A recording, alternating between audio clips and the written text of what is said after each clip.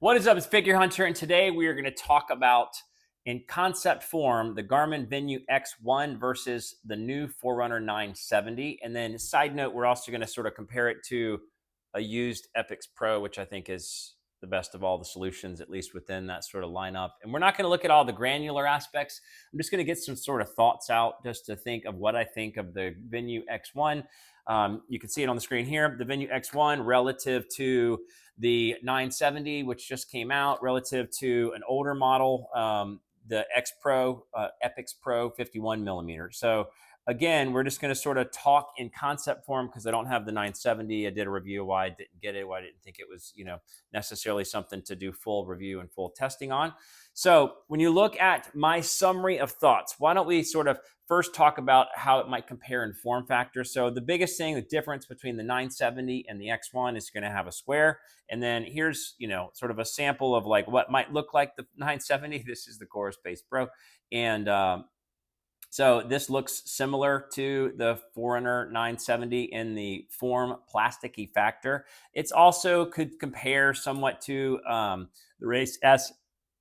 This is the Race S, and it basically is got sort of the metal bezel as well as the circular design. Maybe it compare somewhat to the original Race. Excuse me. Original Race, which had the bigger overall size and has got that sort of metal ring around the outside. So 970 is going to look somewhat like one of these. More so, I think the 970 is going to look more like this, where it's really just more of a plastic form factor with a circle. I don't think that the titanium bezel around the 970 is going to make it look like all of a sudden you're holding a Phoenix. So this is where it's going to think the form factor is going to differ. So from going forward, that's primary point number one. We're just going to sort of compare it in simple concept form alongside the Epix Pro. That's not necessarily a fair comparison, but we're going to talk about in simple form the difference. The first thing is the difference in the price. So if you were looking at the 970, you would be looking at $750. If you're looking at the X Pro, you're looking at $800. So $50 more. So what does that change? How does that differ? So obviously the difference is going to be within the size and weight. That's a primary difference. And then the size of the screen. So this Epix Pro actually has the same screen size as the 970. It's 1.4 inch, but the actual screen bandwidth is going to be a lot smaller. So you're going to have more actual square footage or squared millimeters. The difference is pretty significant if you're looking at the actual difference. And the 970 probably is going to have a similar brightness to it. But the form factor is going to be very different. So you're going to have this lighter, more slender watch. And you're going to, within that, have a bigger screen. So in simple forms, I'm just going to hold it against the good old Chorus, because I think this looks sort of how it would look similar and different. So you're going to have a thinner watch. If you were to compare the 970 versus the X1, it's going to be considerably thinner. It's going to be lighter. The X1 is going to be lighter, as well as the screen's going to have more bandwidth. But if you're looking at the overall benefits on the flip side, the 970 is going to have more than twice the battery life. And especially if you're an always-on user, and that's what I always do, is the battery life is going to be significantly different. The X1 is coming in at a very short battery life if you're using always on, and that to me doesn't work, and that is a big bummer.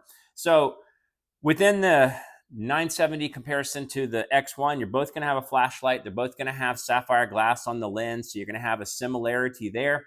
The winning thing with the 970 is going to be have quick fit pins, which is similar to the Epix. So you're going to have these pins built into the 970 where you could do a quick fit band change out. So it's just the literal size of the pins themselves are thicker. So you literally would remove the band on the 970, put the pins back in. You can use this quick fit system, which allows you to change out your watch bands immediately. It's a huge benefit. I think it's a lot stronger. Obviously, well, I mean, it's literally stronger in the form factor of the bands themselves with what you would experience. On the X1, you got no ECG, so it doesn't have. It's got the elevate heart rate sensor, but it doesn't have ECG. It doesn't have multi-band GPS. It does have really good GPS, but not multi-band GPS, therefore not SAT IQ. But if you're just doing singular channel, it's going to have the same basic battery life.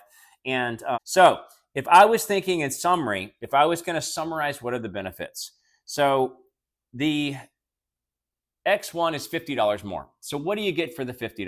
For $50 extra dollars, from $750 to $800, you can get a much bigger screen size, somewhere in the 30% plus range on the actual area of the screen size, much lighter and super skinny, thin, and you get the square factor if you happen to like that. So that's what you get for $50 extra dollars. What are the pros, even with saving $50? So the first one would be save $50. Additionally, you get 2.5 times or 2 point something times the battery life. You get pins that are built into the watch that could be quick fit compatible. You get 5 buttons on the form factor. I should have said that from the very beginning. 5 buttons, which I really like and somewhat dependent on than the 2-button configuration of the Venu X1.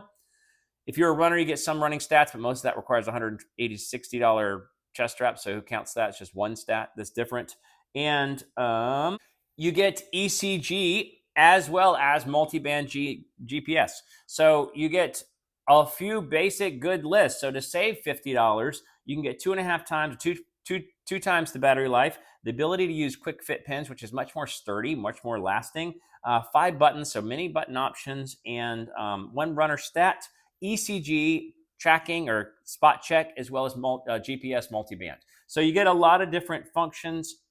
Again, on the flip side, if you wanted the Garmin Venu X1, you would pay $50 extra. And what would you get? You get slender and sleek and light. You get a lot more screen space, bandwidth, and the square factor if that's something you like. So that's my sort of summary. What do I think? No, I think you should go with the 970. I wouldn't think the X1 unless you really want skinny, you really want square, and you really want the biggest screen possible, because you are giving up a lot of different things and paying $50 more. So that's my comparison of the Garmin Venu X1 versus the 970. And in final, I would say the thing you would want to do is just consider the Epix Pro 51mm used. So I got this for $565 on eBay.